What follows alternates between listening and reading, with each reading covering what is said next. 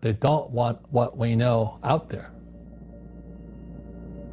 I was on CNN calling the crash of 2008. I said, Lehman's going down. You can check it out. And we had Gene Chatsky, who represents Wall Street, you know, the mutual funds and 401k guys. She goes, so. First of all, let's go back to what is financial education? It's not get a job, work hard, save money, and invest in a well-diversified portfolio of stocks, bonds, mutual funds, and ETFs. That's not it. The financial industry is two things: debt and taxes. Debt and taxes. And that's where fake starts. 1971, Nixon took the dollar off the gold standard, and the US dollar became debt. And we still tell kids to go to school, get a job, work hard, save money, and get out of debt. Now, who tells them to do that? That's the most ridiculous thing there is. Why would you save it and why would you work for it if they can print it faster than you can work for it? And number two is they keep dropping the interest rates on it. And I went to fly for the US Marine Corps in Vietnam. And the military education is different than academic education.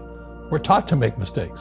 You know, so every day I'd fly and we had to kill the engine on our aircraft and crash. We always practice crashing. Because one day, as you know, you will crash. And you did crash. And I did crash 3 times. But if I didn't practice that, I'd be dead. So what happens to the average person in a financial crash, they don't know what to do. And right now, as you know, for the middle class of the world, we're in a crash. You know, the purchasing power of the yen, the euro, the rupiah, all going down. And people are working harder and harder and harder. And the central banks of the world are printing more money. Interest rates, you know, Trump just told the Fed, don't you raise those interest rates. Well, that screws all the savers. Right, and everyone hears the economy's doing great and the stock market's up, but the middle class and the poor are having a harder time. Correct. Right. And that's why I write and I speak. And so if someone's listening to us that's stuck in that poor middle class trap and they hear it's their fear that ultimately is keeping them from that, that's a hard thing to hear, Robert. But you're going to give them the information about what they can do if they can get out of that fear. Well, every time I do a lot of speaking to the masses out there. You know, Lehman doesn't invite me in because we're gone, but they go, well, what you're saying is risky. And I said, what I do isn't risky for me, but it's risky for you. And when somebody says, what is risk? You have to look in the mirror.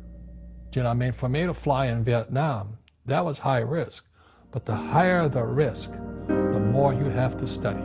So if you're not going to study, you're not going to practice and all that, then you should do what Wall Street tells you to do. Buy 401ks, mutual funds, ETFs and all that. But that's where they're fake assets, because they only make Wall Street or the city of London rich. Just watch where the cash is flowing. Follow the money. Yeah. It's not making the poor middle class rich. You know, all Wall Street in America has done is rip off the pensions, because, you know, pensions are the biggest pool of money in America. And states like Kentucky, New Jersey, Illinois, California, Hawaii are going bankrupt because Wall Street went in and just sucked all the cash out of their pensions. So the school teachers like my dad, the firefighters and police officers, they have no retirement now. And so that's why it's fake money, fake teachers, fake assets. They're the same system. So why did they take dollar off the gold standard? And what does this mean? What don't we know? So what that meant was in 781, they could print as much money as they wanted. So as the economy of the United States worsened, you know, the deficit, trade deficit was going up, they could print and print and print and print. So that's why when you read fake, it says, the people that are being screwed today are the poor middle class because they work for money. You know, the banker, they're not working for money. They have money working for them. Yep. Right. Very big difference in mentality here. So we have, in America today, we have, you know, even Ray Dalio of Bridgewater, one of the biggest hedge fund guys in America, he's saying this gap between the rich and everybody else is too wide.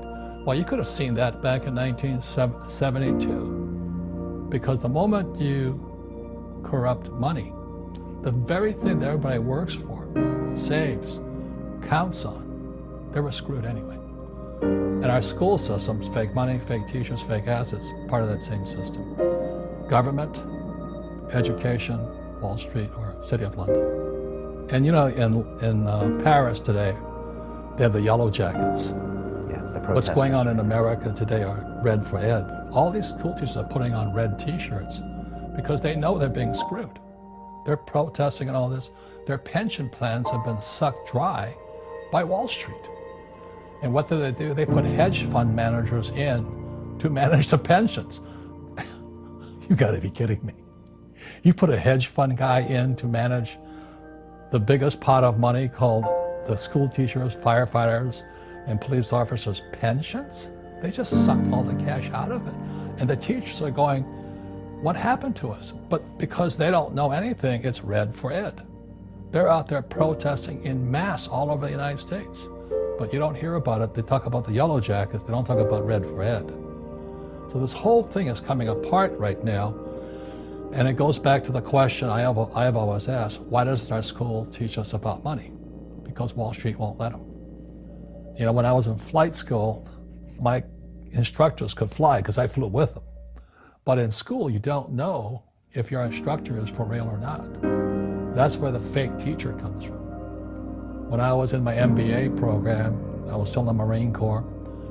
Back then, this is 73 now, and the students were spitting on me, yelling at me at the University of Hawaii, I'm there, I was stupid enough to go in my Marine Corps outfit, my flight suit.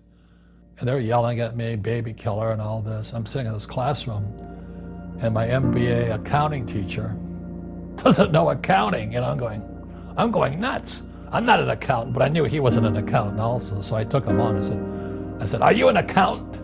He goes, I have a master's in accountancy. I said, that's not the question. Are you an accountant? I have a master's in accountancy. And I stood up and I said, Marines are not the brightest guys. I said, are you an accountant? Same answer. I said, you're a fake. You don't know what you're talking about. And to this day, when I listen to what people are teaching kids about accountancy, it's bad accountancy. It's confusing. Assets put money in your pocket, liabilities take money from your pocket. They count anything of value as an asset. They count your car as an asset, your house as an asset. When it's really taking money from your pocket. Your retirement plan, guess what? It's a liability. It's taking money from your pocket every month. And whose pocket does it go to? Wall Street. And that's why these funds, they sit there, they go, assets under management. That's what they're paid on. You're not making any money, but they're making fortunes on the fees and assets under management. And most of these hedge fund guys and all that, you're not making any money, but they're sucking the fees out every day. And most poor people confuse assets for liabilities. They think their home is an asset, it's actually a liability. Right. And again, that's why I was yelling at the accounting teacher. I said, an asset is a noun, like a house. Cash flow is a verb. So to understand if it's an asset or liability, it takes a noun plus verb. So if the cash is flowing out of your pocket, it's a liability. If the cash is flowing into your pocket, it's an asset. So I own 7,000 rental properties.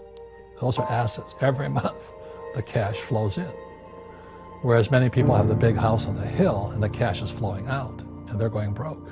The other thing the poor don't understand is the number one expense for most people is taxes. Well, the reason the rich don't work for money is number one expense is tax. See, there's three kinds of income: earned, portfolio, passive.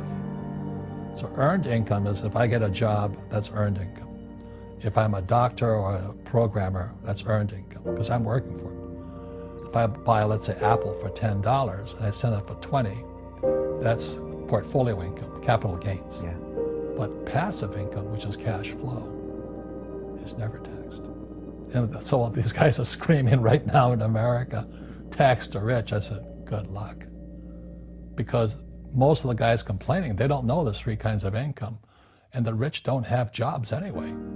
They have assets. And so the average schmo out there, poor guy, sent the kid to school. They don't learn this. So that's why in Fake, as you were talking about it, there's a newspaper article about Jared Kushner, and he explains how the Trumps and the Kushners don't pay taxes and make millions of dollars. And the reporter couldn't understand him because our schools will never teach you that three types of income. The tax laws are for everybody to use if you have the right financial education. And the reason I'm an advocate of financial education, without that education, you have to pay taxes. You see, very few people will buy what I do, make $1 million and pay zero tax. McDonald's is in the real estate business, so they sell hamburgers, but they buy real estate, so they pay no taxes. You know, this guy Bezos, well, he's $16 billion. How much tax did they pay on that $16 billion? Zero. When I came back from Vietnam in '73, my poor dad said, get your MBA. And my rich dad laughed. He says, because you're going to turn out to be an employee. Who else hires guys with MBAs? You know what I mean? He was just pragmatic about it. He says, if you really want to be rich, take a class on real estate. And I said, why is that? He says, once you understand real estate is based on debt. And he says, you will learn how to use debt as money, because that's what happened in '71. The US dollar became debt. So once you learn how to use debt as money, you can never say, I can't afford it. After the crash of 2008, the banks gave me $300 million tax-free to buy real estate that the idiots had lost. I hate this, and they were idiots because the prices were so high. Why would you buy it at the top of a market? Don't you know that's going to crash? They, oh, no. This is, that was the subprime, was the derivatives market, the MBSs and all that stuff. Had driven the price of real estate so high, and the rest of us were just waiting. And then when the whole thing came crashing down, all this real estate was now available, and they needed, the Fed and those guys in the Treasury needed guys like us to go in there. So Wall Street gave us hundreds of millions of dollars to mop up all that real estate these guys had lost. Now, it's fair because everybody could do it. When they ask the average guy, why don't you use debt? They can't even get a loan because their scores are so bad. So that's what's going on in the world today. It's fake money, fake teachers, fake asses. The school teachers will never tell you that because they don't know it. My poor dad never knew that. They think the rich are crooks. The rich just play by different laws. So now we have the stock market, this one area of the economy, all-time highs, floating on fake money. Real estate, I don't know how people can afford to live. In New York, I was looking at a condo for $55 million. Real estate in Silicon Valley, you can't afford to live there. And then all these companies started borrowing money, so the economy's good, and unemployment's low and all this. They say there's no inflation, but have you seen the price of food, real estate, and student loans and medical? It's a bubble, So now what's going to happen is the baby boomers, my generation, are going to start to retire.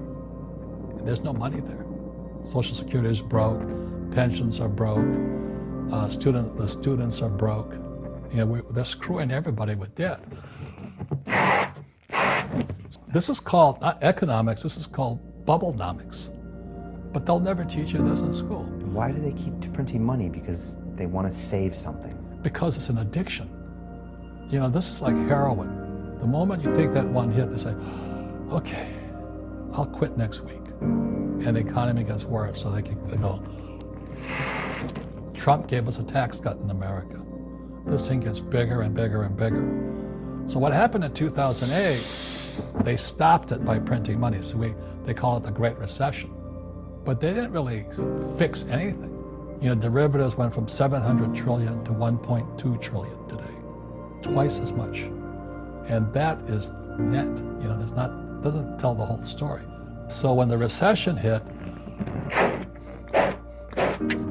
the PhD standard came in. That was Bernanke, and then Yellen. The PhD said, they have PhDs. Well, it's no different than long-term capital, LTCM.